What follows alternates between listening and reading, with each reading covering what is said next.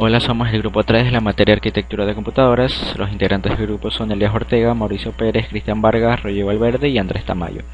Nos tocó hablar sobre la unidad 3 de lo que se ha visto en clases, el cual vamos a hablar un poco sobre estructura de los computadores, el microprocesador y un poco del lenguaje ensamblador. Entonces, como primer tema tenemos lo que es la estructura del i8086. Vamos también a ver un poco sobre SIX, sobre RISC, sobre segmentación, sobre pipelining y procesadores superescalares. Entonces, como primer tema tenemos lo que es la estructura del i8086. Como pueden ver aquí tenemos una tabla en la cual se van a ver los registros de los datos, la lógica de control, la cola de instrucciones, los punteros, los registros de segmentos, ¿no?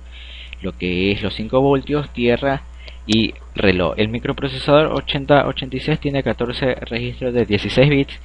Dichos registros son registro de los datos, registro de los segmentos, registro puntero de la pila, registros de índice, registro puntero de instrucciones, registros de flags de estado. Entonces tenemos también vamos a ver un poco las diferencias sobre RISC y sobre CISC.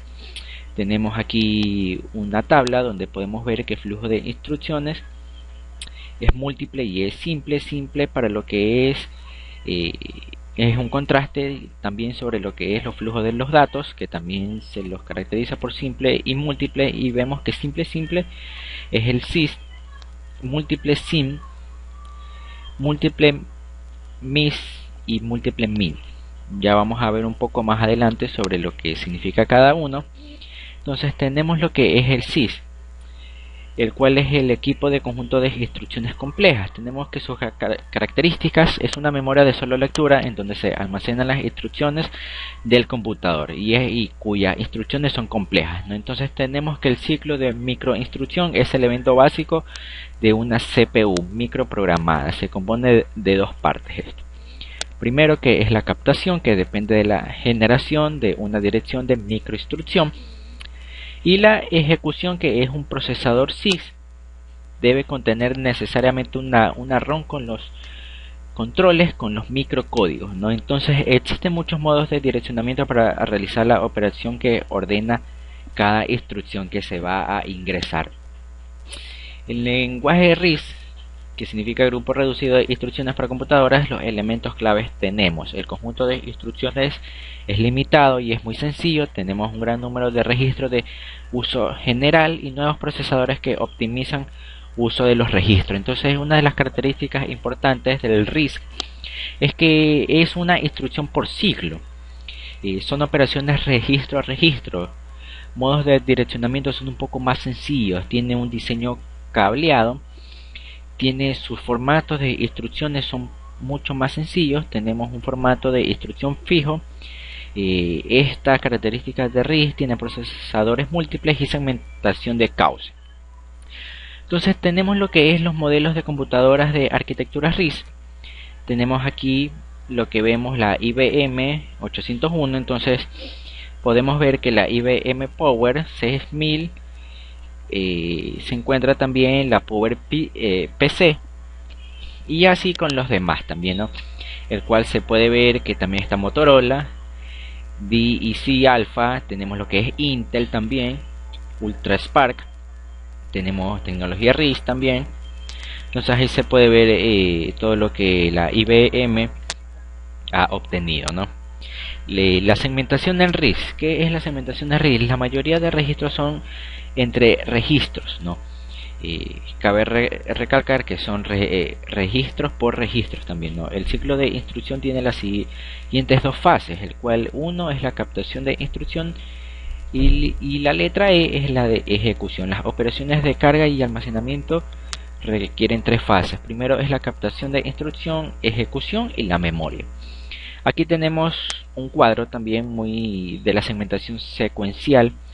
Entonces dice que carga, aquí carga A, y aquí se va poco a poco, al momento de que se va ingresando cada instrucción, se puede ver que al final llega la misma, ¿no? ¿Qué es el Pipellini? Es la segmentación, se puede mejorar permitiendo dos accesos a memoria pero por fase, como se ve en la siguiente figura, con lo que hasta 3 instrucciones pueden solaparse. Entonces aquí tenemos la temporización con un cauce de 3 vías, se nota claramente que son solamente 3 vías, y la temporización con un cauce de 4 vías, ¿no? Entonces se puede ver que hay una mejora permitiendo dos accesos a memoria por fase, ¿no? Y es mucho mejor. Tenemos también lo que es RISC versus SIG. Se puede agrupar en las siguientes categorías para evaluar las ventajas del RISC, ¿no? Entonces tenemos lo que son los parámetros, instrucciones, los tipos de instrucciones. Vemos que en el RISC son simples y en el SIG son complejos, ¿no? El número de instrucciones se puede ver claramente que es muy reducido en el RISC y es muy extendido en el SIG. La duración por cada instrucción, tenemos también lo que es una por ciclo y más ciclos, ¿no? El formato de instrucciones, la ejecución de las instrucciones, el acceso a las instrucciones por memoria, el registro y el complicity, que en el RISC es compilado y en el SIG es en CPU, ¿no? Como microprograma. Tenemos también nuestro último tema, lo que es los procesadores superescalares. ¿Qué es esto? Un superescalar es el término utilizado para designar un tipo de microarquitectura de procesador capaz de ejecutar más de una instrucción por ciclo de reloj. El término se emplea por oposición a la microarquitectura escalar, que solo es capaz de ejecutar una instrucción por ciclo de reloj. Entonces, un procesador multinúcleo superescalar es un procesador de tipo MIMD. Entonces, continuando con nuestra unidad 3, vamos a hablar un poco sobre el procesador. ¿Qué es el procesador? También llamado CPU. Como todos lo conocen, la unidad central de procesamiento, ¿no? Es la parte más importante de una computadora. Es un circuito electrónico integrado por millones de transistores, diodos, resistencias y otros componentes de tamaño microscópico. ¿Cuál es su función principal? Es el de procesar datos, nada más, ¿no? Tenemos las áreas de trabajo o ejecución. Estas áreas de trabajo son áreas de procesamiento de instrucciones y son las que determinan la velocidad y la eficiencia del procesador, ¿no? Cada área de trabajo está optimizada para procesar mejor un determinado tipo de instrucciones, las cuales se clasifican en dos unidades importantes. La primera es la ALU, que es la unidad aritmética lógica, y la segunda es la FPU, que es la unidad de punto flotante. Tenemos unidad central de procesamiento, tenemos aquí la unidad de control, la unidad aritmética lógica, tenemos el reloj y tenemos una ROM, ¿no? Con una RAM, el cual está en una memoria primaria, ¿no? Entonces tenemos que la unidad de control trabaja con la memoria primaria y también trabaja de ciclo a ciclo con la ROM, ¿no?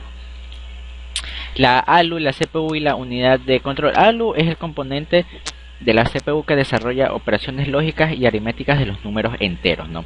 Eso está muy claro. Y unidad de punto flotante, componente de la CPU donde se realizan operaciones complejas con números racionales. Unidad de control, componente de la CPU que controla y coordina otras partes del sistema del computador. También verifica que los datos procesados sean correctos y se envíen a la celda correspondiente de memoria. Tenemos también sobre lo que es la arquitectura del procesador, el cual tenemos dos familias de arquitecturas. Como ya lo vimos anteriormente, es el RISC, que se basa en un conjunto de instrucciones reducidos y simples que se pueden implantar por hardware directamente en la CPU. Y otra característica es que su diseño favorece que las instrucciones se ejecuten rápidamente, como vimos en las anterior clases sobre RISC y SIG, que definitivamente el RISC era instrucciones poco más sencillas, ¿no?, que el SIG. Aquí podemos también ver el SIG, que dificulta el paralelismo entre instrucciones, ¿no? Arquitecturas de procesadores, ya vimos esto también. Tenemos las características del SIG y del RISC, que es un juego de instrucciones grande y complejo, Como vimos, el RISC, que es mucho mejor, es reducido y simple. La unidad de control del SIS es software y el del RISC es hardware. Y así varias características, el cual revela definitivamente que el RISC es mucho mejor en la arquitectura de procesadores. Características de los procesadores. Entre las características de los procesadores tenemos lo que es la frecuencia, el tamaño de los registros, tecnología de núcleo múltiple y la hyperthreading. Tenemos la frecuencia, que son los hercios, son una medida de frecuencia. El hercio o hertz es una medida que equivale a un ciclo por segundo.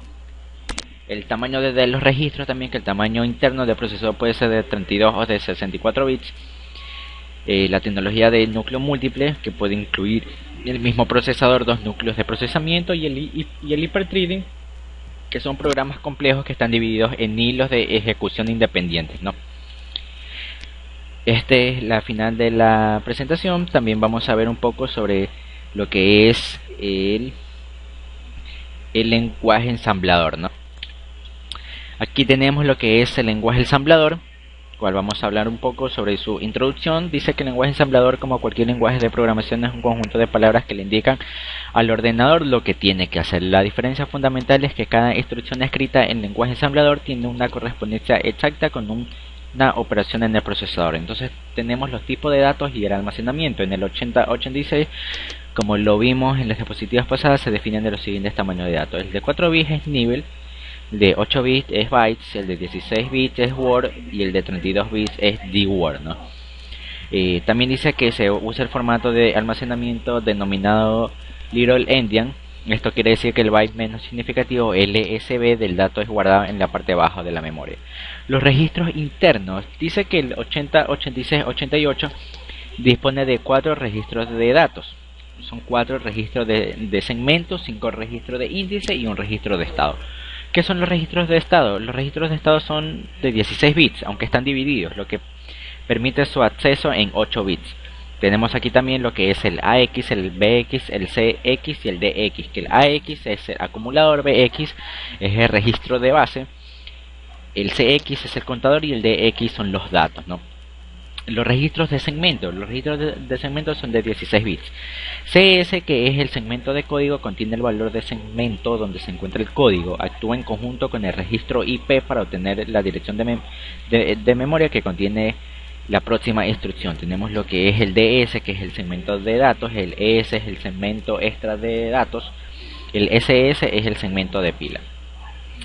Los registros de índice pueden ser IP, dicen que son índices de programa, SI índices de origen, DI índices de destino, SP índices de pila y BP índices de base. El índice de programa almacena el desplazamiento dentro del segmento de código. El índice de origen almacena el desplazamiento del operando de origen en memoria en algunos tipos de operaciones. El DI es el índice de destino, dice que almacena el desplazamiento del operando del destino en memoria en algunos tipos de operaciones. El índice de pila, en cambio, almacena el desplazamiento dentro del segmento de pila. El índice de base se usa para almacenar desplazamiento en los distintos segmentos, por defecto en la pila. Entonces tenemos lo que son los registros de estado, que puede ser el OF, desbordamiento, el DF, dirección en operaciones con cadenas, el IF, indicador de interrupción, el TF, modo traza, el SF, indicador de signo en operaciones con signo, el ZF, indicador de cero, el AF, acarreo del bit 3 en AL, y el PF, bit de parity, que viene a ser el bit de paridad. Los modos de direccionamiento tenemos que son 7, y el primero es direccionamiento de registro.